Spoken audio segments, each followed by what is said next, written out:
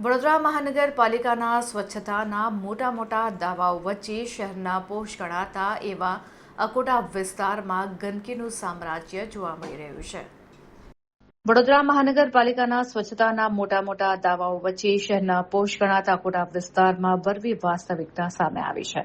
એક તરફ તંત્ર દ્વારા કરોડો રૂપિયાના ખર્ચે સ્વચ્છતા અભિયાન ચલાવવાની વાતો કરવામાં આવે છે, બીજી તરફ ભાજપના જ પ્રદેશ કાર્યાલયની નજીક ગટર ઉભરાવવાની સમસ્યાએ પાલિકાની કામગીરી પર ગંભીર સવાલો ઉભા કર્યા છે।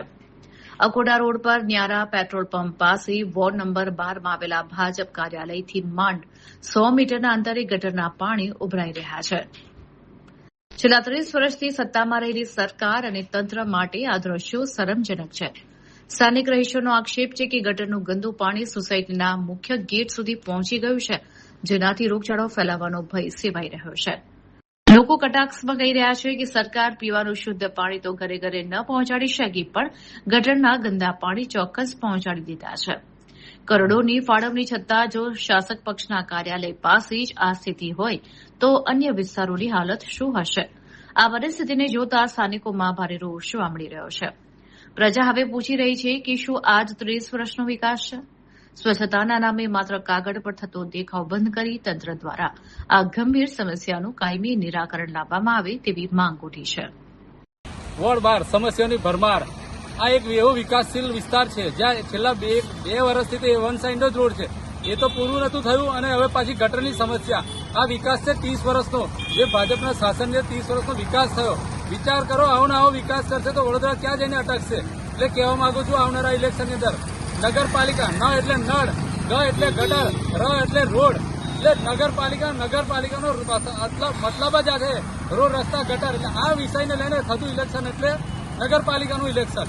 કે આ વખતે વિચાર કરજો, જો વિચારીને વોટ આપજો। ભગવાનના નામ પર બહુ વોટ આપી દીધા, હવે કામના નામ પર વોટ આપજો। જરૂરી થઈ ગયું છે પરિવર્તન વોર્ડ 12 માં। સચિનભાઈ, કયો વિસ્તાર છે અને શું સમસ્યા છે?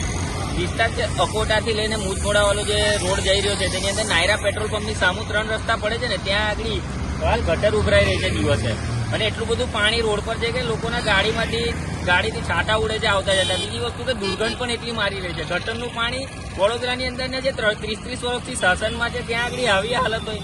આવનારા સમયમાં સ્થાનિક સ્વરાજ્યનું ઇલેક્શન એટલે કે સ્થાનિક મુદ્દાઓને લઈને જ થતું ઇલેક્શનો છે, જેમ કે રોડ, રસ્તા છે, ગટર છે, પીવાનું પાણી છે, બરાબર, ટ્રાફિક છે। આ મુદ્દાઓને લઈને થતું ઇલેક્શન તો જો આ 30 વર્ષમાં આ ગટર આજે પણ ઉભરાતી હોય તો આવનારા સમયમાં તમારી શું હાલત થશે?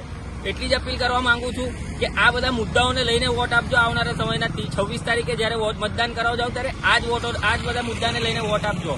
અને નમ્ર અપીલ કરું છું કે આવી પરિસ્થિતિ મારા વડોદરાની નથી। મારું વડોદરા ઘણું સારું છે, ગાયકવાડનું વડોદરા જોવા જઈને ઘણું સારું છે। તો આવી પરિસ્થિતિ નથી, તો આવનારા સમયમાં આ મુદ્દાઓને લઈને વોટ આપજો, એવી અપીલ છે મારી।